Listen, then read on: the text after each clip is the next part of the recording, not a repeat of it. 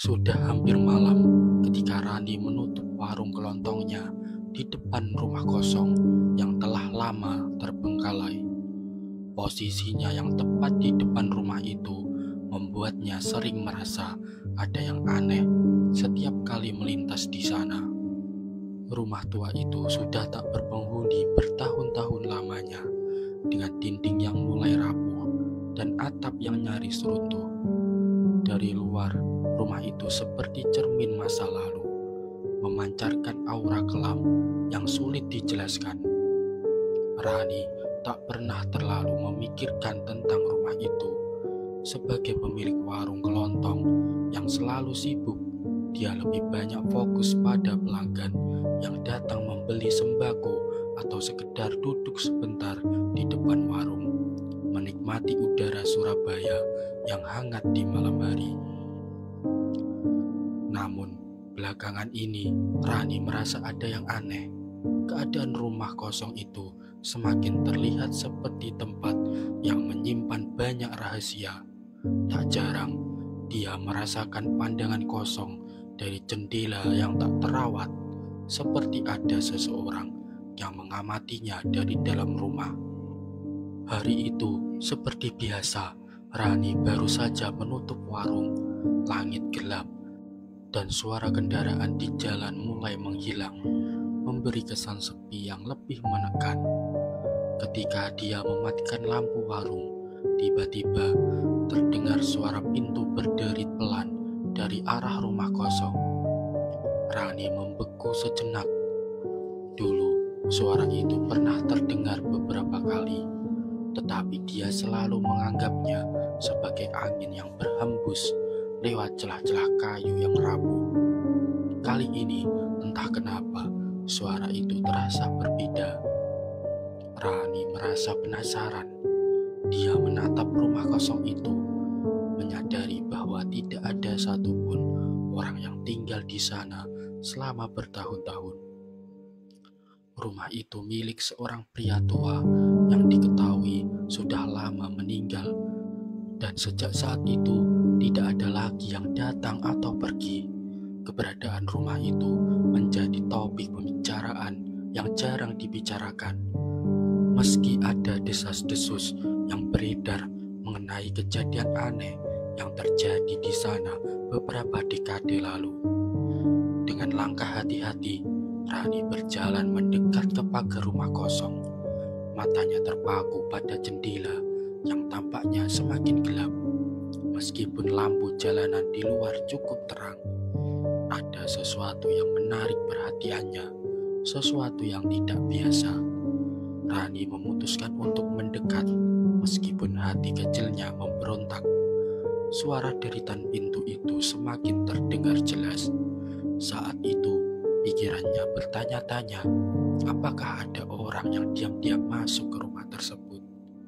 Tiba-tiba, dari dalam rumah terdengar suara langkah kaki pelan. Suara itu cukup jelas untuk terdengar meskipun jarak antara warung dan rumah itu cukup jauh. Rani terdiam, matanya melebar. Suara langkah itu berhenti sejenak, lalu terdengar lagi, kali ini lebih dekat. Ada ketegangan yang mulai menyelimuti udara malam itu. Rani tidak bisa menahan rasa penasarannya. Meskipun dia merasa takut, rasa ingin tahu lebih kuat. Dengan hati-hati, dia membuka pagar rumah kosong yang sedikit berkarat dan melangkah masuk ke halaman depan rumah itu. Tidak ada cahaya di dalam rumah, hanya kegelapan yang menyelimuti ruangan. Namun, suara langkah kaki itu seperti semakin mendekat. Saat Rani mendekati pintu depan rumah, ada rasa berat yang menyelubungi dadanya. Pintu rumah yang seharusnya terkunci ternyata sedikit terbuka, memberi celah untuk masuk. Rani berdiri di depan pintu, menatap ruang kosong yang sepi di dalamnya. Suara langkah itu berhenti, dan seketika suasana menjadi sangat hening. Akhirnya, dengan berani, Rani membuka pintu itu. Begitu pintu terbuka, aroma lembab dan usang langsung menyerang indera penciumannya. Kegelapan di dalam rumah menyelimuti setiap sudut ruangan. Tetapi Rani bisa melihat sedikit cahaya yang masuk dari celah-celah jendela yang pecah. Di dalam ruangan, rumah itu tampaknya tidak berubah banyak sejak terakhir kali dia melihatnya, meskipun ada beberapa tanda bahwa seseorang mungkin pernah berada di sana. Rani melangkah masuk dengan hati-hati. Di ruang tamu yang sudah usang, ada beberapa barang yang tampaknya tidak pernah dipindahkan selama bertahun-tahun. Namun, di sudut ruangan ada sesuatu yang menarik perhatian Rani. Sebuah gambar yang tergantung di dinding.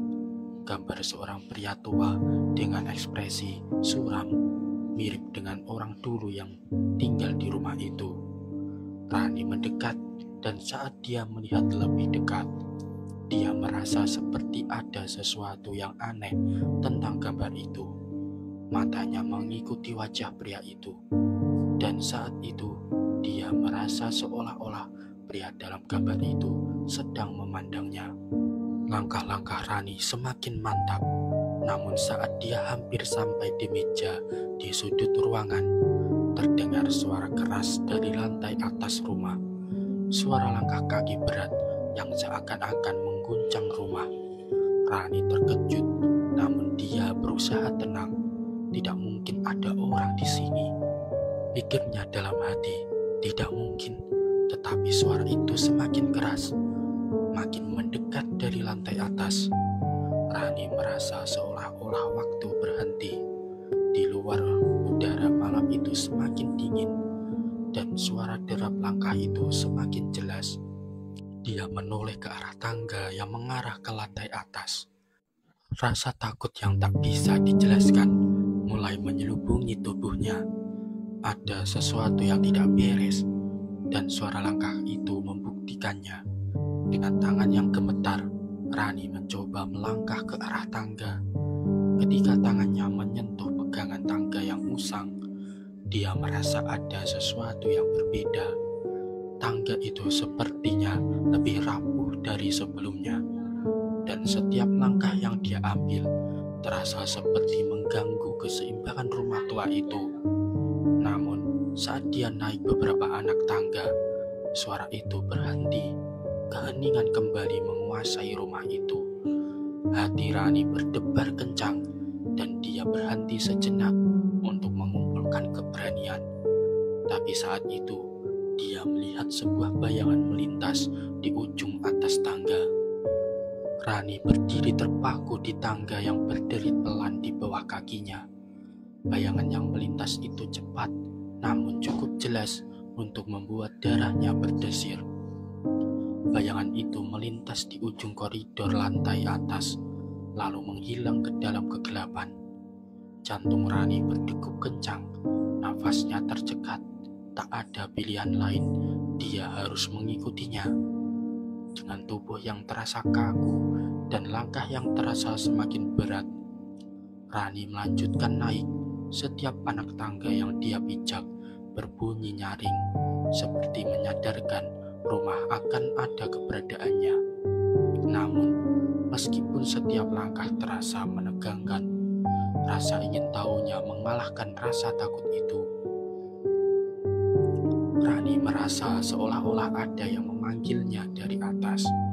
Suara bisikan yang samar-samar memenuhi pikirannya, seolah-olah rumah itu ingin memberitahunya sesuatu. Saat dia sampai di lantai atas, kegelapan semakin pekat. Hanya sedikit cahaya yang masuk melalui celah-celah jendela pecah yang tertutup debu. Dengan hati-hati, Rani melangkah lebih jauh, dan tiba-tiba di ujung koridor, dia melihat pintu yang sedikit terbuka. Seperti ada sesuatu yang mengundangnya untuk masuk. Dengan tangan yang mulai dingin, Rani meraih gagang pintu itu dan mendorongnya perlahan.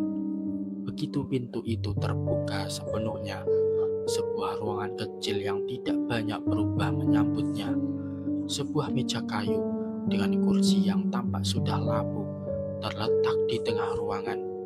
Namun, yang paling menarik perhatian adalah sebuah kotak kayu tua yang terletak di atas meja. Kotak itu terlihat usang, seakan sudah berabad-abad usianya. Ukirannya hampir tak terlihat, tetapi Rani bisa merasakan adanya sesuatu yang sangat berharga di dalamnya. Tanpa berpikir panjang, dia mendekat dan membuka kotak itu. Begitu tutup kotak terbuka, sebuah surat kuno terlipat di dalamnya.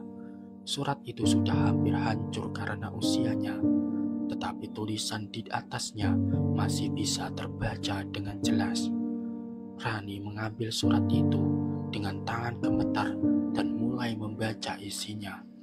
Surat itu ditulis dengan tangan yang sangat rapi. Meskipun terlihat sudah sangat tua, isinya adalah sebuah cerita yang mengungkapkan sejarah kelam rumah ini dan pemiliknya yang telah lama meninggal. Ternyata rumah ini dulunya milik seorang pria bernama Pak Harjo yang dikenal sebagai orang kaya di daerah itu. Namun, ada satu rahasia kelam yang tidak pernah diketahui orang. Pak Harjo melakukan praktik okultisme yang mengerikan di dalam rumah ini. Menurut surat tersebut, Pak Harjo mencoba untuk menghidupkan kembali istrinya yang telah meninggal dengan melakukan ritual-ritual yang mengundang kekuatan gelap. Namun, ritual itu tidak berjalan sesuai rencana. Alih-alih menghidupkan istrinya, Pak Harjo malah membuka pintu menuju dunia lain. Dunia yang dihuni oleh makhluk-makhluk jahat dan arwah-arwah penasaran. Setelah itu, tak lama kemudian, seluruh keluarga Pak Harjo menghilang tanpa jejak, dan rumah itu ditinggalkan begitu saja. Rani merasa seperti tubuhnya dibekukan saat membaca surat itu.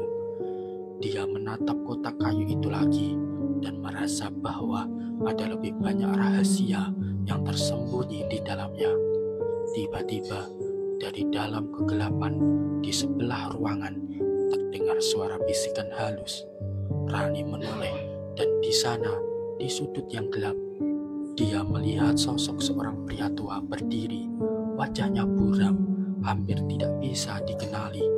Matanya yang tampak kosong dan hampa menatapnya dengan tatapan yang penuh penyesalan.